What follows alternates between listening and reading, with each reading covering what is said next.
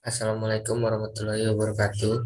Perkenalkan, nama saya Oscar Samter Clever dengan NIM 2009076004. Di sini saya akan coba memaparkan hasil laporan dari jurnal yang saya baca tentang mata kuliah Artificial Intelligence atau kecerdasan buatan dengan tema yang saya gunakan yaitu Expert System for Heart Disease based on electrocardiogram data using certain factor with multiple rule atau sistem pakar penyakit jantung berdasarkan data elektrokardiogram menggunakan faktor kepastian dengan beberapa aturan. Permasalahan yang dibahas Permasalahan yang dibahas pada dalam penelitian ini terletak pada keterbatasan pelayanan kesehatan masyarakat di daerah terpencil, di mana masih minimnya sarana dan prasarana transportasi, sarana komunikasi, dan minimnya tenaga medis, terutama untuk daerah yang berstatus tertinggal, terdepan, dan teratur atau 3T. Faktor keterbatasan tenaga medis menjadi salah satu faktor penyebab tingginya angka kematian pasien penyakit jantung. Di sisi lain, perkembangan teknologi informasi, khususnya di bidang komputasi, berkembang sangat pesat, namun belum dimanfaatkan secara optimal, khususnya di bidang kesehatan. Selain itu, permasalahan yang ada pada alat EKG juga saat ini belum mampu menganalisis dan mengidentifikasi jantung pasien. Alat EKG saat ini hanya mampu menampilkan grafik, tidak menampilkan hasil akhir kelainan jantung, sehingga masih membutuhkan ahli jantung untuk dapat mempresentasikan hasil rekam medis EKG-nya. Sehingga pembuatan sistem yang dapat, sehingga dengan permasalahan yang ada, maka sangat diperlukan pembuatan sistem yang dapat menggantikan posisi seorang pakar, di mana sistem ini mampu mengadopsi keahlian dari seorang pakar menjadi sebuah sistem. Dengan adanya sistem pakar, mampu mengatasi masalah kekurangan tenaga ahli di bidang kesehatan, khususnya penyakit jantung. Sistem yang dibangun untuk identifikasi kelainan jantung ini dikenal dengan sistem pakar dengan pendekatan faktor kepastian, yang nanti metode yang kita gunakan. Dengan beberapa aturan, metode faktor kepastian merupakan model komputasi sederhana yang memungkinkan para ahli memperkirakan keyakinan dengan kesimpulan. Sistem pakar yang dibangun membutuhkan proses pengetahuan dasar, di mana pengetahuan dasar seorang pakar dapat diadopsi ke dalam suatu aplikasi. Proses akuisisi pengetahuan merupakan proses ekstraksi yang mengumpulkan pengetahuan pakar dari satu atau lebih sumber, sehingga hasil ekstraksi data dapat mempengaruhi output dari suatu sistem.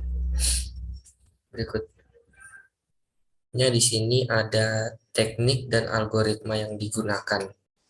Secara umum, penerapan sistem pakar banyak digunakan di bidang kesehatan untuk diagnosis suatu penyakit, seperti supervised CF untuk diagnosis penyakit dalam, supervised learning algorithm approach digunakan untuk diagnosis EKG, data mining, pendekatan analisis statistik, pohon keputusan, koefisien korelasi person, deep learning, machine learning, logika fuzzy, evolusi RPSO, dan KKNN. Untuk di jurnal yang saya baca di sini menggunakan CF atau central factor yang akan kita bahas di bab 3 nanti. Kemudian di sini ada algoritma dan flowchart-nya. Di sini pada flowchart ini saya akan coba menjelaskan algoritma bagaimana caranya berjalan. Mulai dari pertama di sini start atau mulai. Kemudian yang kedua kita melakukan input. Di input ini kita menginput gejala gangguan jantungnya. Kemudian di sini pilih gejala gagal jantungnya. Kemudian di sini ada dua opsi yang kita miliki. Jika memiliki gejala lain, kita bisa kembali ke input yang pertama. Jika tidak memiliki gejala lain, kita bisa menunjukkan gejala yang kita dapat.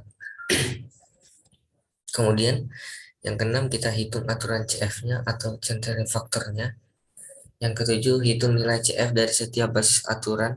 Ini menggunakan gabungan CF, nanti yang bakal kita bahas, yaitu CF combine-nya. Kemudian yang ke-8 di sini kita mendapatkan output, yaitu outputnya menampilkan diagnosis penyakit jantung. Yang ke-9 itu N atau selesai. Pada hasil yang diperoleh di sini ada tabel heart disease, penyakit jantung normal dan tidak normal dengan CF value-nya 0,95 dengan akurasi 95%. Abnormalnya itu ada 0,99 dengan akurasi 99%. Sebelum memperoleh tabel ini, kita melewati beberapa langkah-langkah yang perlu dilakukan untuk mendapatkan tabel ini. Pada tabel ini, di sini kita memiliki contoh konsultasi penggunanya. Konsultasi pengguna di sini yaitu ada yang pertama itu abnormal, yaitu R1, if HR104,5 NSV1-nya lebih dari negatif 0,526 dan QRS-nya lebih dari 84,5 dan QT kurang dari sama dengan 465,5 dan PR-nya 167,5 dan QTC-nya lebih dari 436 dan SV1 0,595 gitu. Itu abnormal. Untuk penghitungan faktor kepastian atau CF-nya ini kita memiliki aturan awal 7 premis yang kemudian nanti kita pecah menjadi aturan yang memiliki premis tunggal. Seperti ini. R11 sampai R17. Di sini memiliki CF user dan CF expert yang nanti bakal digunakan untuk penghitungannya. Karena dari sini R1 sampai R1 R11 sampai R17-nya memiliki CF user yang sama dan CF expert yang sama, yaitu CF user 0,6 dan CF expert 0,8, maka akan mudah untuk kita menghitung CF expert dengan CF usernya, maka akan mudah menjadi CF R11 itu kita kali saja CF usernya dengan CF expertnya, karena tadi sama semua 0,8 dan 0,6, maka tinggal dikali mendapatkan hasil 0,48 semua dari CFR R11 sama sampai CFR 17.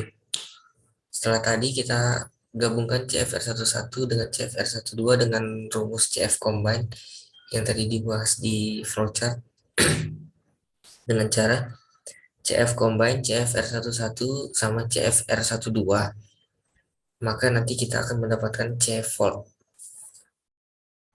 Ini rumusnya CFR 11 ditambah CFR 12 1 dikali 1 dikurang CFR 11. Tinggal masukin saja data-datanya, 0,48 ditambah 0,48 dikali 1 dikurang 0,48. Mendapatkan CF voltnya 0,73. Di sini setelah mendapatkan CF voltnya, mencari lagi CF voltnya dikombin dengan CFR 13 mendapatkan hasil 0,86. CF volt 0,86 itu dikombin lagi dengan CFR 14 mendapatkan hasil 0,93. CF volt 0,93 dikombin lagi dengan CF R15 mendapatkan hasil CF 0 CF 0,96. CF volt 0,96 dikombin lagi dengan CF R16 mendapatkan hasil CF volt 0,98. CF volt 0,98 dikombin lagi dengan CF R17 mendapatkan hasil CF volt 0,99. Ketika sudah dikombin semua, di sini akan mendapatkan persentase kepercayaannya, yaitu dengan cara CF combine dikali 100%, mendapatkan hasil 99%. Pengujian sistem dilakukan dari hasil validitas sistem dengan pakar, sehingga hasil pengujian sistem menghasilkan nilai faktor kepastian untuk kelainan jantung sebesar 0,99 dengan akurasi 99%. Berikutnya, setelah tadi yang abnormal, di sini ada data normalnya, R2-nya. If HR 104,5 NSV1 lebih besar dari 0, negatif 0,526 dan QRS-nya lebih besar juga dari 84,5 dan QT-nya lebih besar dari 465,5 dan PR-nya juga lebih besar dari 167,5 dan QTC-nya lebih besar dari 436. Berbeda dengan yang abnormal tadi, yang normal hanya memiliki 6 premis yang kemudian nanti dibaca menjadi aturan yang memiliki satu premis menjadi R21, R21, R22, R23, R24, R25, dan R26. Berbeda dengan yang abnormal tadi, yang normal ini memiliki CF user dan CF expert yang memiliki sedikit perbedaan. yang terletak pada di chip usernya terletak pada yang R21-nya, chip usernya 0,8 sendiri berbeda dengan yang lain yang sama 0,6. Dan pada chip expertnya di sini yang berbeda dari R26-nya yaitu 0,8 berbeda dengan yang lain dari CFR21 sampai CFR25 yaitu 0,6. Kemudian setelah diketahui CF expert dan CF usernya, di sini kita mencari CF-nya dengan cara dikali saja. Mulai dari CFR21 sampai CFR26 dikali CF expert dan CF usernya mendapatkan hasil seperti data berikut. Kemudian setelah mendapatkan data, digabungkan kembali seperti tadi CFR21 sampai dengan CFR26-nya mendapatkan hasil CFOT-nya tadi. Di hasil penggabungan yang pertama di sini penggabungan antara CFR21 dengan CFR22-nya mendapatkan hasil CFOT 0,66. Dari yang kedua, penggabungan antara CFOT 0,66 dengan CFR23 mendapatkan hasil CFOT 0,78. CFOT 0,78 digabungkan jadi CFR24-nya mendapatkan CFOT 0,86. CFOT 0,86 digabungkan dengan CFR25 mendapatkan hasil CFOT 0,91. CFOT 0,91 digabungkan dengan CFR26-nya mendapatkan hasil CFOT 0,95. Dengan ketika sudah digabungkan semua dari CFR21 dengan CFR26 mendapatkan hasil CFOT yang terakhir, maka bisa kita lihat persentase kepercayaannya di sini dengan cara CF combine dikali 100% mendapatkan hasil 95%. Pengujian sistem ini dilakukan dari hasil validitas sistem dengan pakar, sehingga hasil pengujian sistem menghasilkan nilai faktor kepastian CF-nya tadi jantung normal sebesar 0,95 dan tingkat akurasi sampai dengan 95%. Ketika sudah di sini, kita bisa kembali lagi ke tabel karena langsung mengisi tabelnya tadi dengan normalnya CF value-nya tadi 0,95 dengan akurasi sampai dengan 95%, abnormalnya 0,999 dengan akurasi 99%. Tabel ini menunjukkan hasil pencarian sistem pakar dengan nilai kombinasi faktor kepastian atau CF. Pengujian sistem ini dilakukan dari hasil validitas sistem dengan pakar, sehingga menghasilkan nilai faktor kepastian atau CF tadi dengan nilai tingkat akurasi jantung normal dan abnormal. Penelitian ini dilaksanakan pada kasus gangguan jantung, tetapi dapat diterapkan pada kasus lain seperti diagnosis penyakit lain. Hasil penelitian yang diperoleh berupa nilai tingkat kepercayaan yang akan menghasilkan penentuan hasil akhir yang baik, di mana sistem dalam penerapannya tidak hanya memberikan hasil diagnosis tunggal, tetapi dapat menghasilkan diagnosis dengan gejala yang dirasakan sesuai dengan perhitungan kombinasi aturan atau multiple rules. Kemudian yang terakhir di sini membahas tentang keterbatasan dan keunggulan berdasarkan jurnal pembanding.